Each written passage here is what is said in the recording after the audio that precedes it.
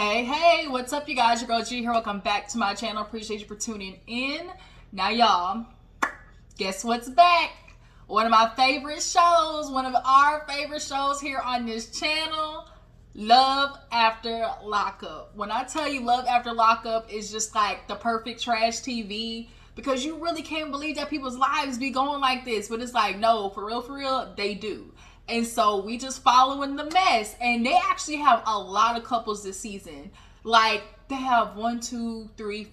From what I remember, because I'm just not catching up, I missed episode 1, so I watched episode 2, and that's what we're going to talk about. So from what I feel like, there's literally like 6 or 7 couples that's on this season. So that means there's a lot to break down. Like, a lot. Okay, y'all? So I'm not even going to waste no time. Let's go ahead and get into it. If you're new to my channel, hey, how you doing? I appreciate you for tuning in. Go ahead and hit that subscribe button, okay? Become a member of the Juice Box crew. And everybody that already is a part of the crew, how y'all doing? Drop down in the comments. Let me know how y'all week's been going. The weekend is Sunday. Next week's getting ready to start a fresh new week. I hope everybody's doing well. Hate to break some news to y'all, though. Your girl still got the 19.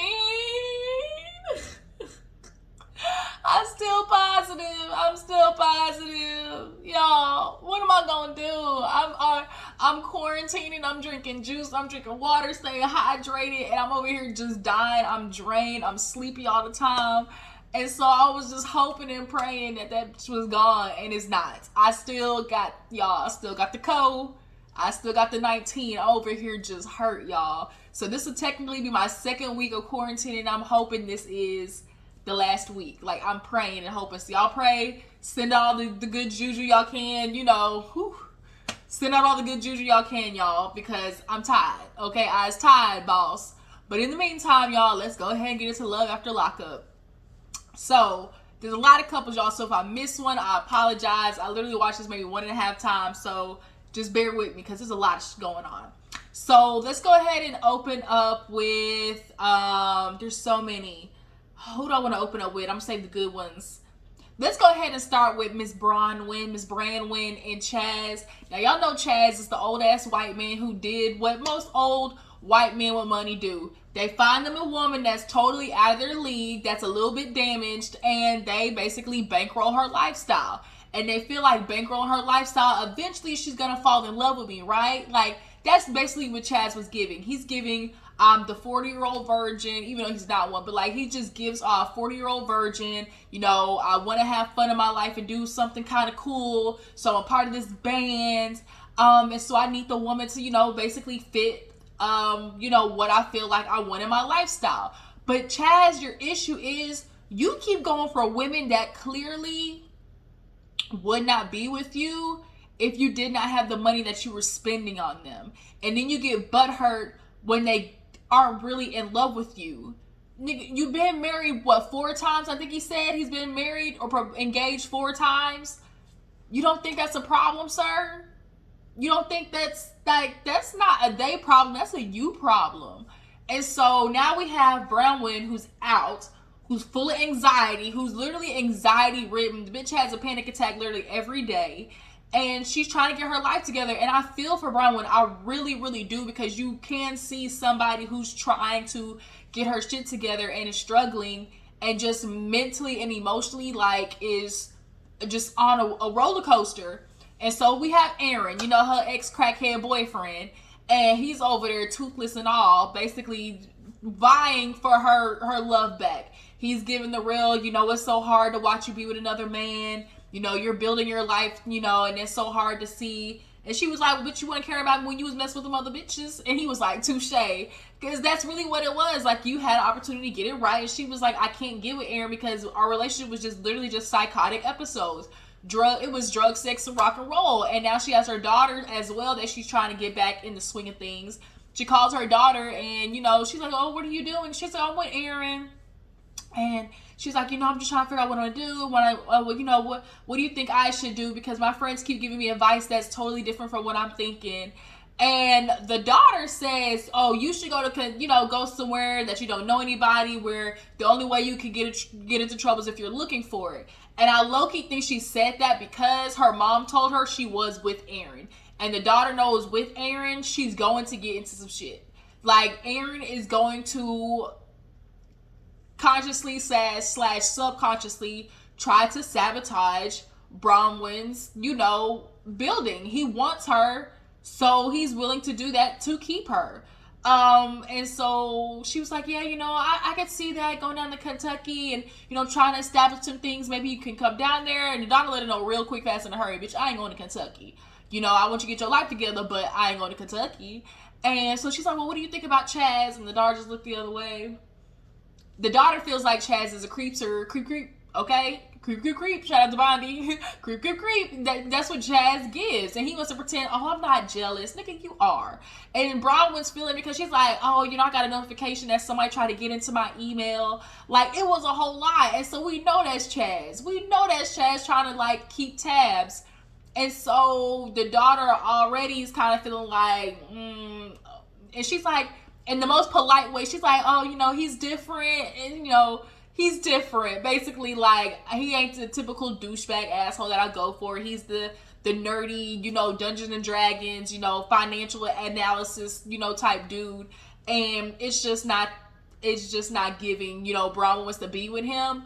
But Branwin needs the stability, and she's trying to do something different. So she's willing to try to do something else, but the problem is her anxiety is getting in the way of, trying to fake it with him, because later on we say kind of do like a little virtual date or whatever, and he's just, oh, I can't wait to see you, but is Aaron there? And she's like, no. She clearly lied through her teeth, but he's like, oh, I just know Aaron, he wants her back, and she's just like over Chaz being so possessive.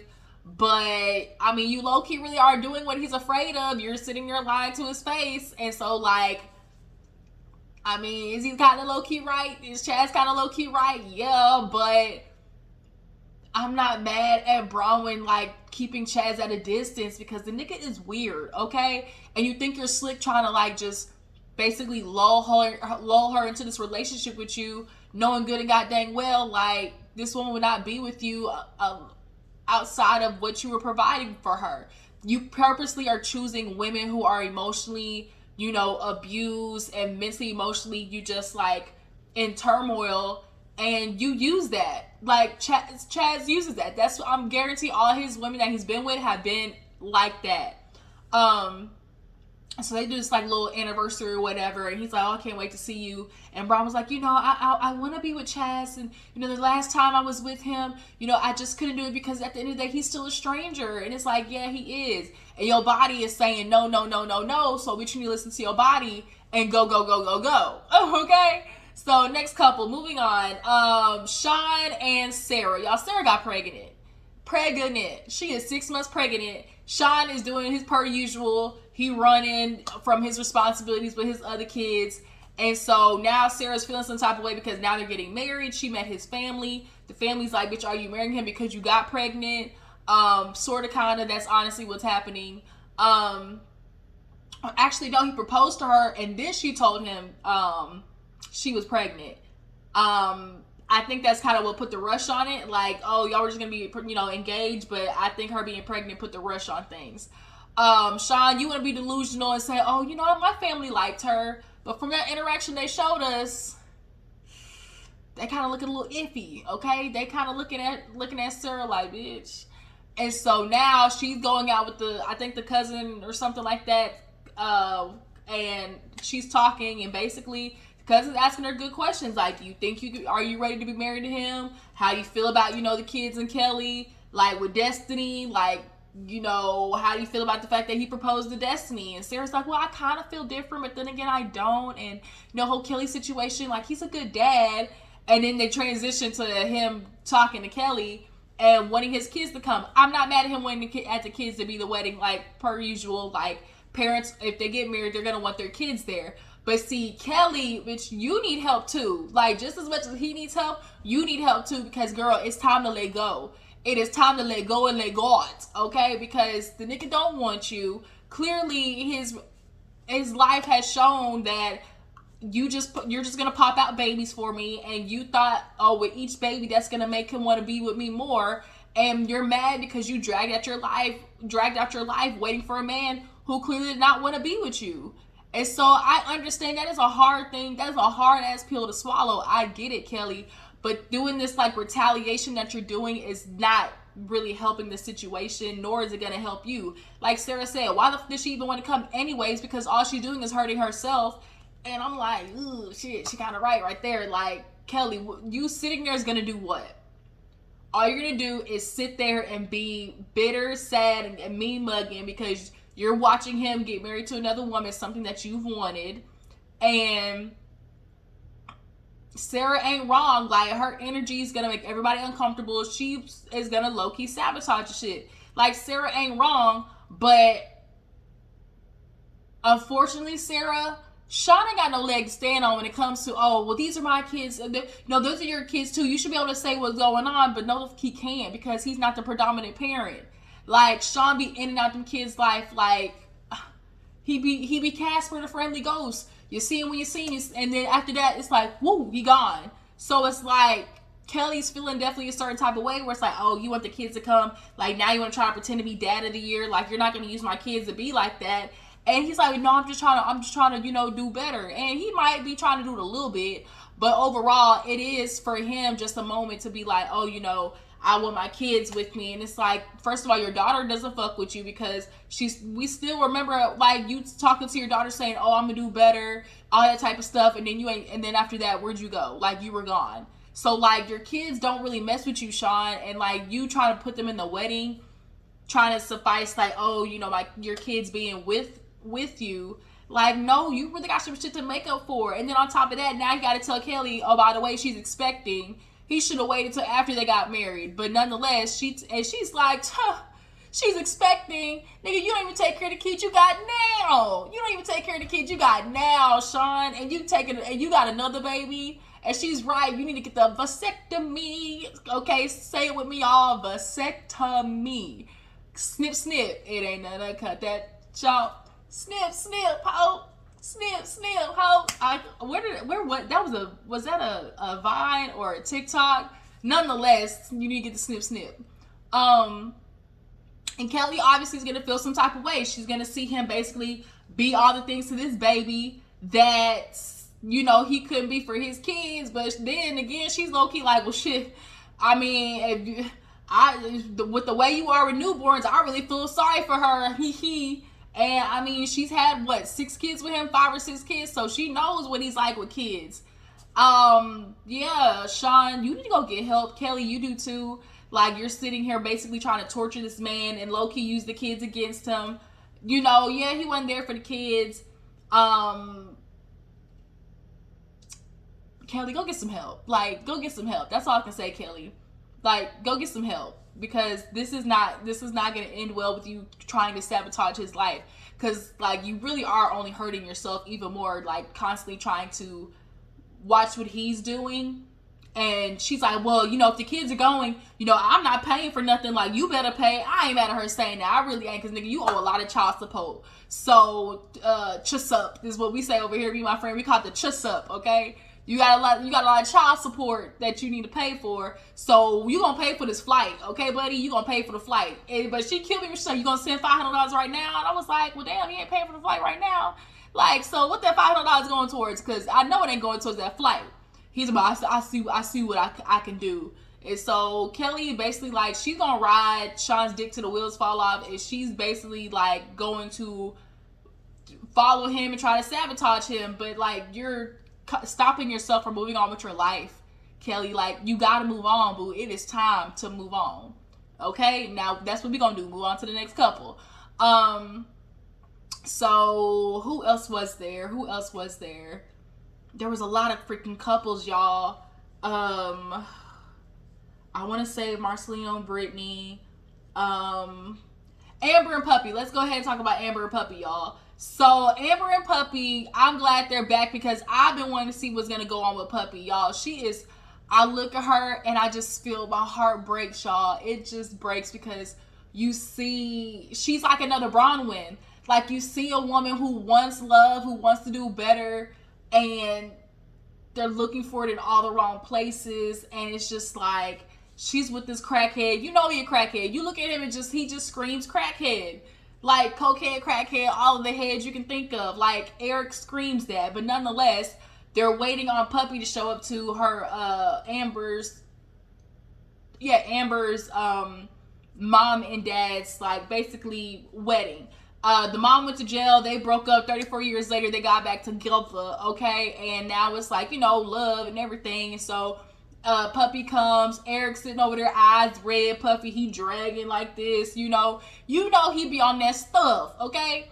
And so, of course, Puppy's looking at it like, oh, that's something I wish I had. It's just so, I just want love like that. And it's like, well, girl, you ain't gonna find it with Eric. That's what you not gonna do, is find it with Eric. And so they have the other convict friend. I hate to say it like that. Why do I say it like that? The other friend that that they had in prison or whatever, and she's there. It was like the black girl. Yeah, that was their other, like, basically, like, I guess, cellmate or whatnot. And so her, Puppy, and Amber, like, they're all sitting down. They're like, girl, what you okay? Is this real love for you? And she's like, yeah, I'm just living life. That's her favorite thing to say, I'm just living life. And so she's like, okay, what's going on with him? Like, are you next? And she was like, well, I don't know, because, he is married. And it's like, what? He married? Can we rewind that? He's married. So come to find out, this nigga married, y'all. And so he rushing y'all to get married. And she's like, well, we can't do that. Like, that's illegal. And so now the friend was like, let me tell you something, girl. He gonna tell you whatever he gonna tell you, but we all know they never leave the wife. And they low-key be the shit, y'all. They don't never really leave the wife. So we don't know, is Eric, two-timing, or is he just really one of them situations where it's like, oh, he ain't got the money for the divorce, so he can't do it type shit. And that's what it's looking like. We know he ain't got the money. And two, like, does he have Amber just, like, as some side piece? Like, is that what it is? And, like, when he's gone, and he basically tell her, he's going to work, he really going over there to his wife's house. Like, that'd be kind of sad, because, nigga, you on TV. So if your wife see it, like, bro, you gonna be in trouble. But I don't care, because Eric need help, and Puppy need help, and I really want Puppy to go to goddamn therapy, because she looks just like a shell she just is ready to break. And watching her stay in this relationship that she knows is not good for her, and you can see it, like, she's like, you see it on her. She knows this is not a good relationship, but for her, it's better than nothing. It's like the idea of it is more, this is what happens with a lot of women. It's like the idea of the relationship, the idea of what this could be makes them stay in, like, toxic ass stuff. And so the wedding's going on. The mom's talking about how, Amber and Puppy, they kind of had their thing in prison. Eric, he's sitting over there lit as fuck listening, so he mad because he don't want to be reminded about how, Amber and Puppy was bumping coochies in the middle of the night in the jail cell bunk beds, okay? And so the friend sits down with Eric and Puppy and was like, you treat my friend right? And he was like, yeah, there's love and there's madly in love. And so she said mad in love, and I think she purposely said it because it's like, bitch, y'all both are mad in love. And Pup, like, you mad, like, both y'all crazy, okay? Y'all both crazy. But Puppy was like, no, madly in love. And so she was like, you treat my friend right? And Eric is not liking these questions, and we all know why. He's like, I don't know what they know about us, and what they told, what they're telling Puppy. She's easily influenced, so when they start asking questions, she starts feeling away, and then she starts asking me questions. And it's like, if you a real nigga, you wouldn't be mad about the questions they asking. Like, and I love the friend when she said, hey, treat my friend right, or it's gonna be consequences and repercussions, okay? Consequences and repercussions, nigga, okay? And she said, I ain't got no problem. When she said it, she was like, I know how to do time. I said, yes, ma'am. Let that nigga know. I know how to do time. That's how she said it. I know how to do time. I was like, ooh. And I believe that bitch too. She definitely looked like the type to cut some brakes. She gonna cut some brakes, put some sugar in the tank. She'll catch that nigga after dark, after park, and just, she'll take a good old, and just, wham, that nigga just like, and just take off in the middle of the night, right? I can see her doing it, because like she said, I know how to do time. Of course he's mad. Puppy feels the energy, and so she's talking to him, trying to be nice, like, oh, I got you the rose piece. I don't care. It's the piece of cake with the rose on it. This what we doing? Like, why they question me? Why they want to know about our relationship? Like, it's per usual. Niggas who know the relationship is trash, they get mad when people ask questions. And so he's like, man, I'm sick of being here. You know, I'm ready to go. So she's like, well, what am I gonna do? He's like, I don't care. Like, you know, you can find a way home because, like, I'm tired of it. Like, I'm ready to go. You know what? Matter of fact, I'm leaving. And so now Puppy's just stuck there, and he leaves. And Puppy, I don't know if she's relapsed. I don't know what. Like, I don't want to say she's relapsed, but I mean, being with him, I wouldn't be surprised. Like, her eyes are red. I don't know if it's from crying or if it's from that stuff. Y'all, I don't know which one's which, but we know Eric on that stuff. We do know that for sure. And he just mad that people keep asking questions. And at this point, he drives off. He hit the skirt, you know, and now Puppy's sitting there, you know, all emotional. Amber sees it, and she's like, what's wrong? She's like, nothing. She's like, you sure?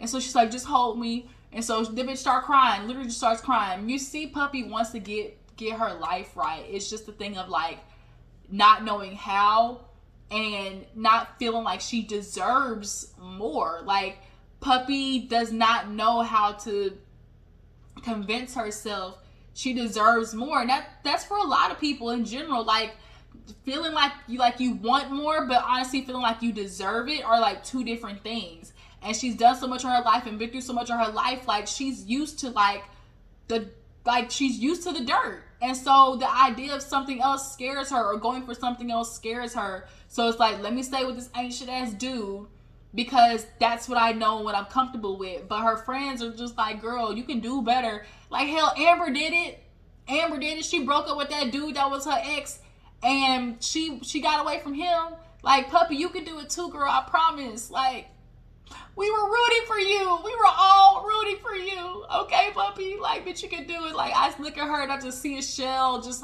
ready to crack. And it's just like, girl, Puppy, you can do it. I promise you can. I promise you can.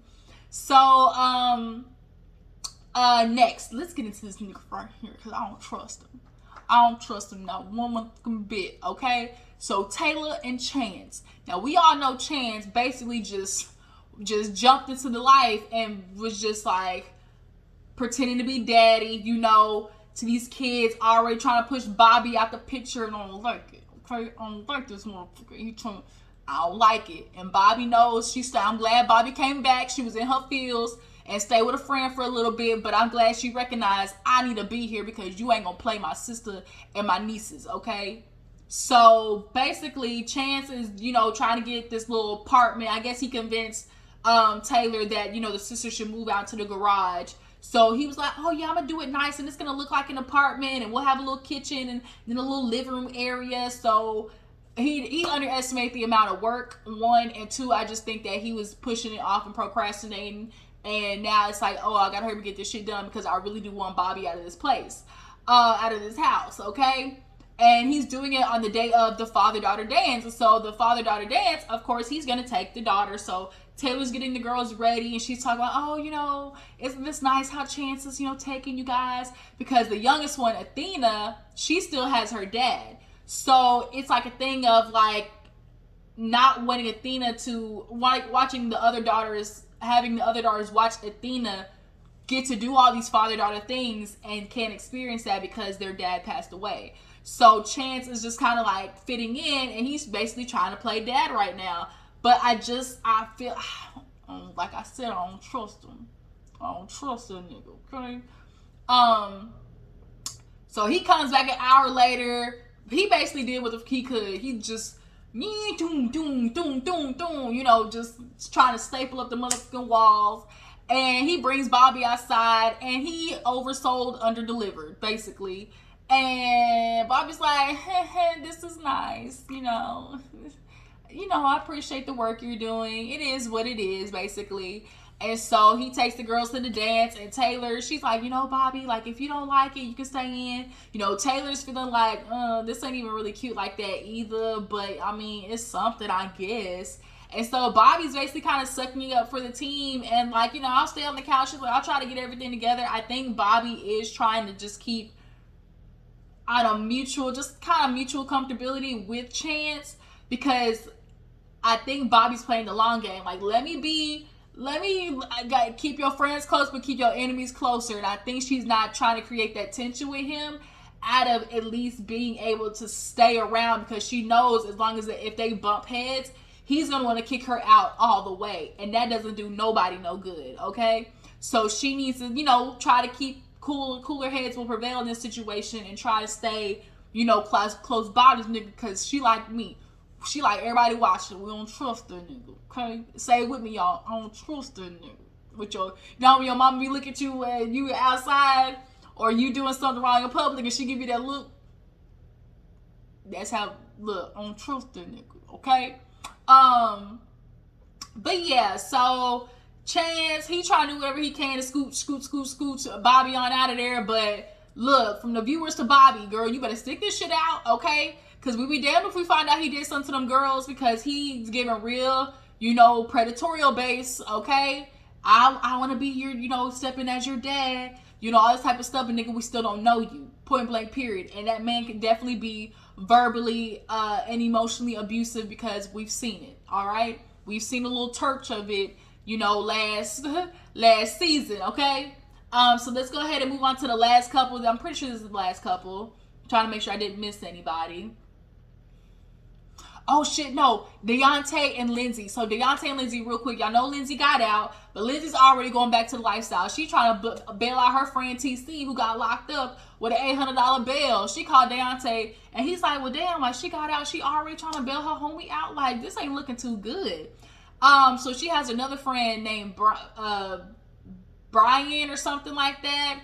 And I think he's the one that's sober, and he seems to be the one to let Lindsey know, like, girl, we can't keep living this lifestyle. He's like, you got your kids back. And I think he got emotional on the fact that, like, watching her be able to have her kids back, but he doesn't have his. I think that's what he got emotional over. And he's like, he's telling her the real, like, girl, you got to start setting your boundaries. Like, you can't keep doing this. Not only that, like, your friends like that keep taking advantage of you because, like, you're so loyal to a fault that it's like every time they get some shit, they're going to come running to you, and that's dragging you down. And he's telling her that, like, how long are you going to keep doing this? Because, like, you're doing better. And at some point, like, this game, it don't work for nobody. At some point, the game bites you back, okay? And he was very emotional with it. And I think that struck a chord with Lindsey. And I hope it did. Like, bitch, you want to bail out your friend, but let this be the last time, is what he's telling you. Like, bitch, let this be the last time and move on, because you got a daughter, you got a life to live, you got a dude. He basically telling Deontay, until you see shit as a person, like, you need to be worried, dog, because Lindsey, she a rough one. And, she's like, I'm already out, this is kind of the thrill, it's basically like the thrill of, like, oh, man, I gotta bomb my homie out, like, we're gonna ride together, die together, criminals for life type shit. And so Lindsey enjoys that. And so when she's not feeling that, that's when she start acting out. And I think that's what dude is telling Deontay, like, bruh, like, he's like trying to give him a heads up, like, yo, Deontay, like, you in for some work, because Lindsey is a girl that slightly crazy.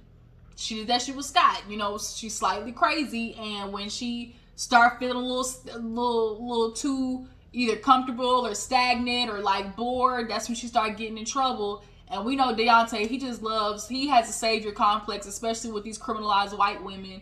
He has a savior complex with them. He's like, I didn't tell my mama, because I know what her response is going to be. Nigga, because your mama don't play. She one of the mamas that you appreciate because she really hold her son accountable. But yeah, Lindsey, girl, you gotta stop it. So she sees her daughter. Her daughter literally looks just like her. Like, literally is her twin. She's grown up now. And she's talking to her daughter. And, the daughter's like, I'm glad you're back. But, like, I'm just scared that you're going to keep doing the same stuff. And that's what the daughter's used to. Like, come back. Oh, I'm going to do better. Boom, right back in jail. Oh, come back. Oh, I promise I'm going to do better. Back, your ass back in jail. And so the daughter's like, oh, who's the dude you're talking to? She's like, well, he's not Scott. And she shows a picture of Deontay. And she's just kind of like, oh, And she's like, I promise, like, he's better. She's just kind of like, she looks at her mom and was just kind of like, basically, the daughter's always waiting for the other shoe to drop. And so Gammy, she's like, how Gammy's doing? She's like, she's okay, but she's doing harder, taking it harder. So Gammy pull up, she pull up in the whip. And Lindsey talks to her mom and was like, look, I'm gonna do better, I promise. Like, I'm trying to get my life right, I'm prioritizing like my sobriety, I'm staying with him, my friend, he's 2 years sober, so that's a good environment for me to be in.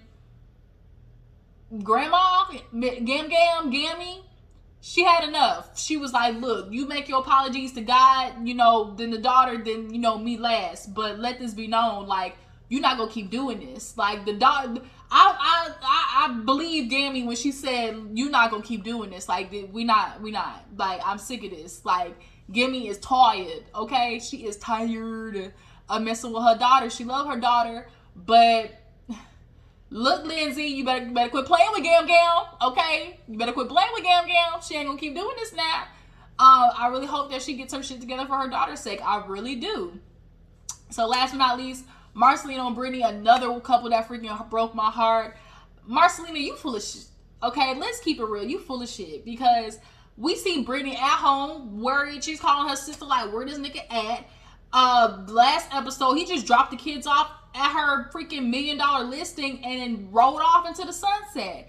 And so he finally gets home and she's like, where you been? He do that shit that niggas do that pisses me off. Out. Nigga, you know what do you mean out where? You know what I mean, out. So she's like, look, is there anything you need to tell me? Is there something I need to tell you? She's being calm with you. Like, she really is. And so this is where you can see, like, where Brittany changes. And she said it in the therapy session where it's like, I try to, be emotionally there for you. I try to be calm. And you're watching me spaz out. And so then I become like this angry, yelling, mean bitch. And, like, I don't want to be that. But it's like, he's watching her spiral. Like, Brittany asked in a very, like, calm, communicative way, like, look, Marcelino, is there anything you need to tell me? And you keep pulling this manipulative stuff of, like, is there something I need to tell you? What is there that you need to know? Like, do I have anything to tell you? Like, what?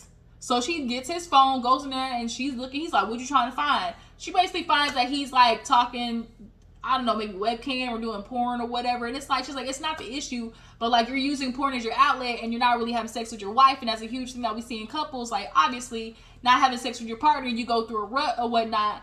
But this rut's kind of different. And then we learn why. Because, see, Marcelino was on that bullshit. I already knew from the get-go. Like, Marcelino is one of those dudes who goes through emotional turmoil.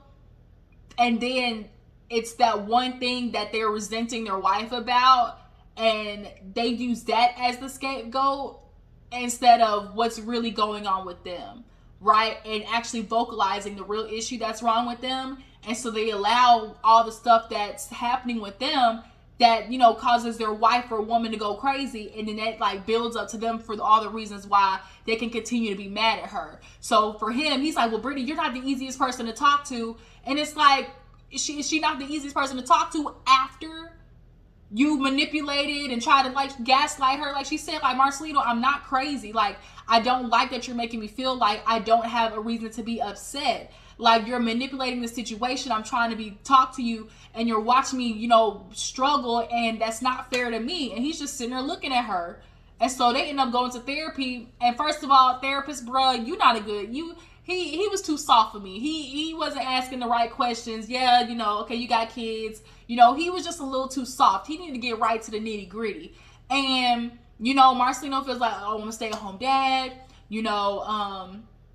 That's a lot. And Brittany's empathetic to that. She's like, I get it. He was single. Now you got, kids, a wife, a dog, all these people who want your attention. Like, I get that. But, like, communicate with me. She's like, I feel like I'm talking to him sometimes and I'm reaching out for him and, like, I'm about to fall and it's like he watches me do it. And then when I spaz out, like, now all of a sudden I'm the mean, complaining, bitchy wife. And it's like, why are you allowing her to get there? Like, he's watching her spaz out and he's wanting her to, low-key, as an excuse to, as a scapegoat to be like, well, this is why, I don't come home. And it's like, you have a woman who really is, like, Brittany is a very open and communicative, like, person. We've seen that. And so when you are a person who's so understanding and so willing to talk to somebody, that when they do that bullshit like that, it will piss you off, right? And I think that's what's going on with Brittany, because it's like, she's very understanding and she tries to talk, But like she said, like I reach out for him and I'm wanting him to catch me before I freaking spaz out, and he doesn't. He sits there and we see Marcelino, he just sits there with that blank ass stare, and he's doing it to punish her, because then we see she's like, something switched. I don't know what it was, and I don't think it was the kids. I didn't think it was the kids. I was like, something else is going on. And then he said what it was. Oh, you know, first of all, he's not open to therapy. He's really not open to a therapist. He doesn't believe in the shit. He doesn't think it works. But it's like, people who feel like, oh, therapy doesn't work. Therapy works when you want it to work, okay? Therapy works when you work the therapy, point blank, period. See, they need to find a black therapist. With a nigga like Marcelino, you need to find somebody that he can relate to and a little bit more of a masculine energy. And homie wasn't enough. I'm just gonna put it that way. But nonetheless, he said what it really was. Oh, you know, what people think the threesomes, you know, is so sexy, but when I got to you know, the threesome, I realized, you know, she wasn't into me. And I was like, oh, I know what happened. Marcelino had the Mercedes experience, okay? If y'all watch P-Valley, y'all know what I'm talking about. The Mercedes experience, which was the two women was really into each other, and he realized, oh, my woman is like, the fact that it was an ex though, that didn't help. Like, it was the ex. And so, of course, they got a chemistry because they been fucking, you know, they been bumping coochies. So for him to be in a room with them and watch them do that, like, he's seeing a different chemistry, and it pissed him off. And it made him sad. And he's like, I thought I could come back from it.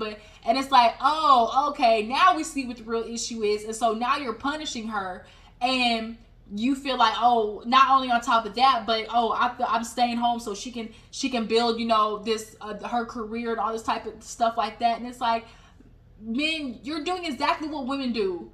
They stay at home. They put their life on pause so y'all can build y'all's career. Marcelino, you play poker for a goddamn living. That shit can be done at home. So quit playing. Quit playing, bruh. And it's not like Brittany ain't gonna come home and help you with the kids. She's very hands-on with the kids. But it's the fact that she was bumping coochies with the ex. He saw a different type of chemistry that he was not prepared for. And it pissed him off. But like, Marcelino, communicate that. And the fact that you're purposely not, you're making Brittany spiral, and he's enjoying it. He's like doing it to punish her. He's getting back at her by emotionally jolting her, and that's called emotional abuse. When you are seeing what you're doing is hurting somebody and you're not doing anything to fix it, and now Brittany's like feeling like she's crazy. Like, if he doesn't want me to say that, like, but, oh, I'm not stepping on my family. So if you're not stepping on your family, then what the fuck is it? Like, I felt so bad for Brittany, because she's right. She's like, I like, if you don't want me to say that, but like, don't sit here and watch me go crazy and then feel like I'm the one doing it to myself, because she's not. Brittany has very much a valid point. Marcelino sits there and stares at her while she's crying, and he gives the blank stare, and then he wants to give these vague ass answers. And, oh, I'm answering you. No, you're not. He's like, why you getting mad? Because I'm answering your question when she's back at the house. I'm like, oh, where'd you go? Out. Out where? Out. Is there anything you need to tell me? I don't know. Is there something I need to tell you? Is there an answer you're looking for? That's not answering the question, nigga. Like, quit playing. Like, Marcelino, he's like she said, when you're dealing with some shit, you're dealing with some stuff, like, let me know. Like, help me out so I can help you. Like help.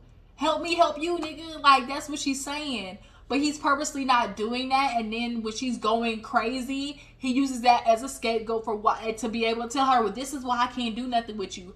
But you're helping aid in her go like crazy like that. Emotional abuse, mental emotional gaslighting. So yeah, that has been Love After Lockup, y'all. This is gonna be a very good season. A lot of couples, a lot of shit going on. I appreciate y'all for tuning in. Tell me which one of y'all couples are you feel like struggling the most. Y'all feel like Marcelino's on that bullshit? Okay. Do you guys feel like Puppy can make it out of a relationship with Eric? And what do you guys feel about Chaz and Branwin? I appreciate y'all for tuning in. Make sure to follow my Instagram and Twitter. I will catch you guys later. Deuces.